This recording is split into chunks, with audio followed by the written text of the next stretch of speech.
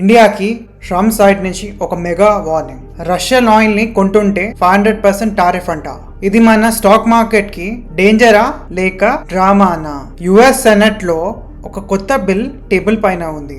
Simple గా చెప్పాలి అంటే రష్యా నుంచి ఆయిల్ కొన్న కంట్రీస్ ఉంటాయి కదా, వాళ్ళపై ఎక్స్పోర్ట్ ట్యాక్స్ ఆఫ్ 500% వేస్తున్నారు అని బిల్ ని ప్లేస్ చేశారు. ఇది ఇంకా ప్రపోజల్ మాత్రమే కానీ, సో ఫస్ట్ హిట్ పడేది Reliance, ONGC and Oil India and BPCL and IOC, HPCL also. కానీ స్టోరీ ఇక్కడే ఆగదు. ఆయిల్ కన్నా డేంజర్ లో ఉన్నవి వేరే సెక్టార్స్ ఉన్నాయి. The metal and steel sector. So tariffs plus global trade tension equals to export margin pressures. Second sector chemical and speciality chemical sector. Raw material cost plus export risk is equals to volatility generated. Shipping and logistics sector. Oil routes change అయితే freight cost ఉంటాయి కదా, అవి కూడా పెరుగుతాయి. Last sector వచ్చేసి IT sector. US లో political pressure పెరిగితే outsourcing sentiment hit అవ్వచ్చు. సో ఇది ఆయిల్ స్టోరీ ఒకటే కాదు, ఇది export related story, basically India story. ఈ బిల్ ఇమీడియట్ లా కాదు,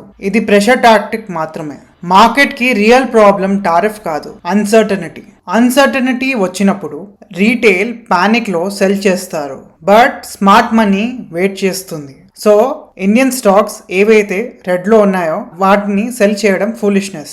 ఇన్స్టెడ్ వాచ్ చేయాల్సింది domestic consumption stocks which are not export related itself. So FMCG, retail, power utilities.